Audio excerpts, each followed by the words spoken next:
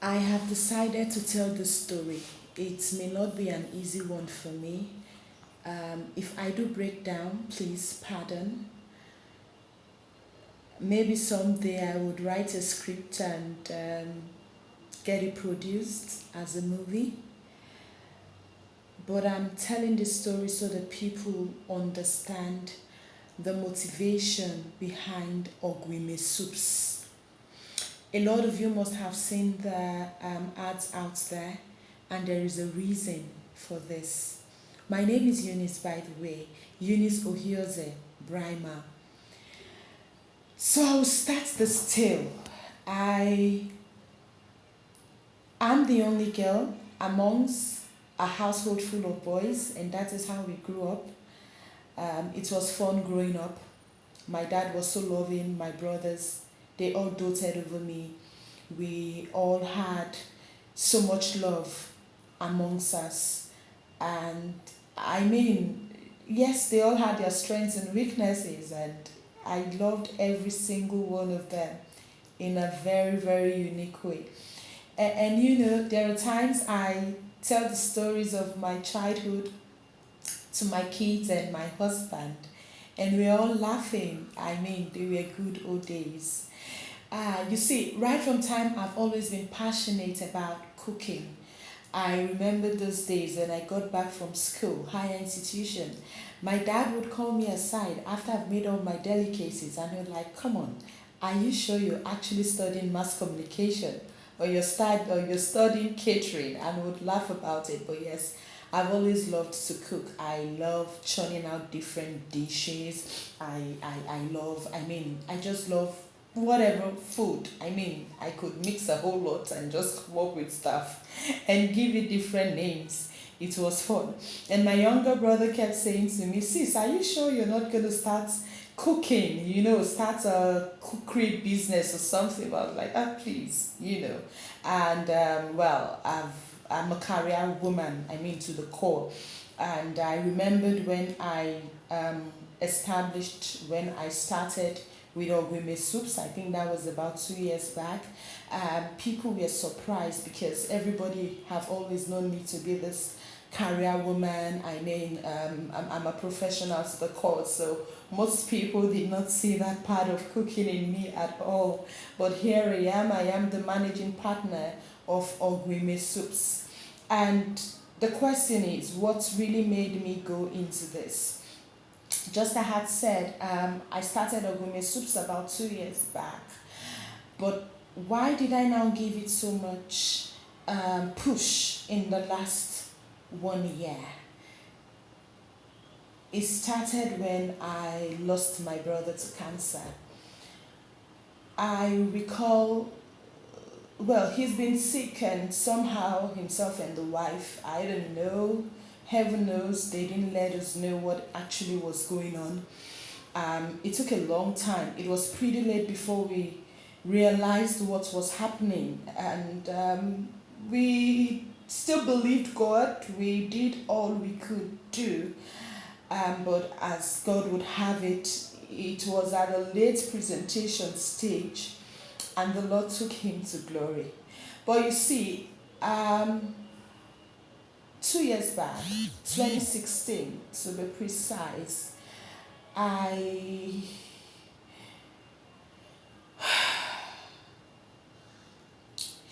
when we knew, 2015, at my dad's burial, we saw him looking so emaciated, and we kept on asking what exactly was the problem. And he told us all that he was fine. He told us he was doing well, that himself and the wife were detoxifying, and we were like, okay, if you guys are detoxifying, is that the reason you would lose so much weight? But he kept it. I remembered when we went for daddy's remembrance or so, I went to him. He was lying on the bed in my mommy's room. And I went to him, and with tears in my eyes, I begged him. I said, "Please tell me, what exactly is going on? You are not looking good at all." He got upset and he said no ways, that there was nothing wrong with him. My other brothers walked into the room and they were like, if he says there is nothing wrong with him, let us let it be. Anyways, fast forward to 2017. When we eventually knew what the problem was, I remembered my mom begging me seriously that I should go make soup for him. We call it ebesira in Edo State. Mom C was insistent that I go make that soup for him. I mean, with the diet he was given, the kind of things he had to eat, it had to be native chicken, all of that. I mean, because of my busy schedule, I couldn't make it on time. But eventually, I remembered that day I would never forget. March 19th, 2017, I came back. I think I traveled and I returned that day, and I told my husband that I needed to go see my brother, and he was like, no, you just returned from a trip, you should rest and all of that. And I said, yes, but I have been postponing this thing Mommy asked me to do. I need to go make some soups for him and all of that. And anyway, I shall set off on my way and went to ShopRite. Before then, I had gotten a friend to go to the market to get the things I needed to make the soup. I got to the house, I went there with bitter leaf, fresh bitter leaf. I also had uziza vegetable, which is ebesira. That is what we call it in my place, and that is what is used in making black soup. And I prepared it for him, and I showed the wife how to prepare. We killed the chicken, myself and my nieces. We prepared it. I mean, it was no biggie for me, really no biggie to prepare stuff for my brother. And I was cooking, I was showing the wife and telling her what to do. The bitter leaf, I washed it, and then the juice I drained into bottles and I put in the fridge. The plan was for him to take one every night. And I said to the wife, please, when these things finish, since I have shown you what to do, can you please just carry on? Because my husband was like, really, would you go and teach her how to cook?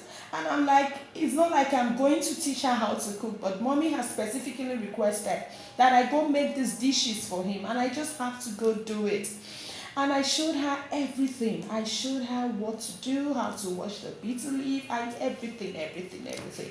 And that was it. And I remembered getting home pretty late, but I was very happy that I was able to reach out to my brother at the time of need.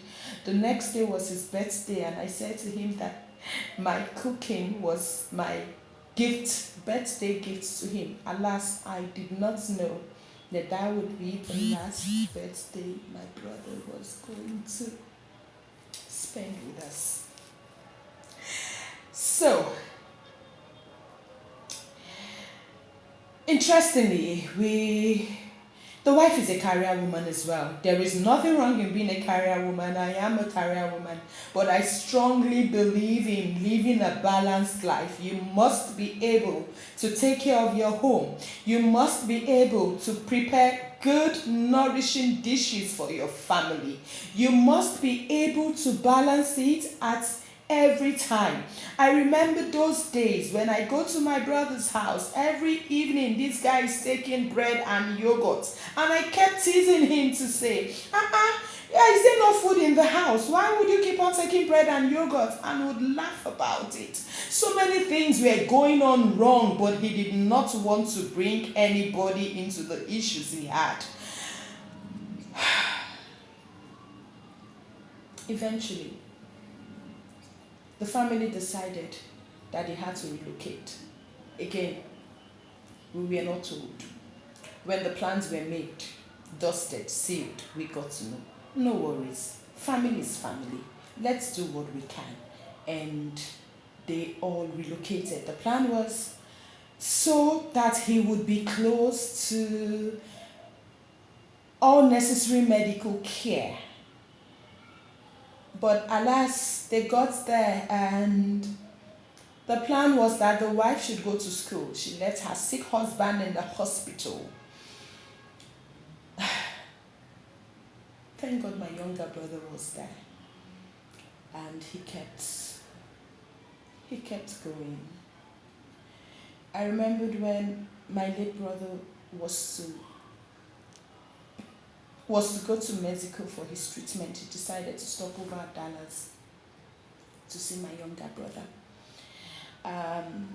The fiancée called me to ask what she should prepare for my late brother. I told her, make a besira soup. Momsy has always insisted that should be the soup he should be taking. And she made it. My late brother called my elder brother saying that the meal he ate was the best meal he had eaten in a long while, and his wife was there. Anyways, he got to the hospital. In fact, he went into a crisis, and my younger brother had to rush into the hospital, and that was how. We knew it may not end well. We kept praying. We did all we could. Looked for money everywhere. Prayed, fasted, went before God. But my brother was actually tired. And he told my younger brother that he was tired and he wanted to go to heaven. That was at the point when the wife had to leave school. My elder brother had to call the wife to warn the wife to go stay by her husband's side in the hospital. In her words, the school na family projects. While her husband was in the hospital. I remembered when all of this started, I told my husband, I said, if my brother is shown care, love, and given attention, he was going to live.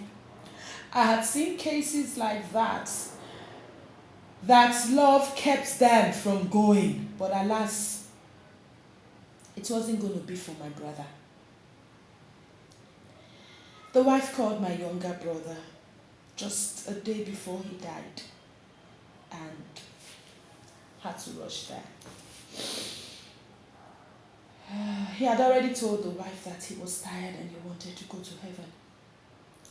As soon as he saw my younger brother, he told my younger brother the same thing, and my brother went into a coma. And that was it. We lost him. Yes, we lost him. But guess what? We give God all the glory for what has happened. We thank God for the wife and the daughters. They're doing well. God will continue to keep us. But then, I asked my mom and I said, Mommy, but why were you so keen on my preparing this soup for my brother? I didn't know it was highly medicinal. I researched and I got interesting revelations about this vegetable. And this became my motivation. And this inspired me to set up Ogwimeh Soupz and give it all the push it deserves. The mission of Ogwimeh Soupz is to ensure that Nigerians eat healthy. Nigerians, both in the country and in the diaspora. There is nothing like healthy eating. In this era of junk and fast food, please, wives, can you take care of your husbands and your families? Can you take care of your children? Can you ensure that you prepare healthy meals for them? It's an appeal and it's straight from my heart. And I long to see everybody eating healthy.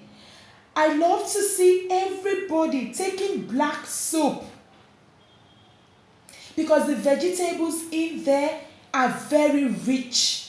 They are nourishing, they are nutritious, and above all, it helps to keep several ailments away. So this has become my mission. Healthy eating across homes. Wives, the burden is on us. Husbands, the burden is also on you to eat right. I beg us all. I beg us all. Thank you so much for listening to my story. I hope I'll be able to publish this. I hope I have the courage to post this on the pages of Ogwimeh Soupz, both on Facebook and Instagram. God help us all. May we not lose our loved ones to carelessness. Thank you so much for listening. Thank you.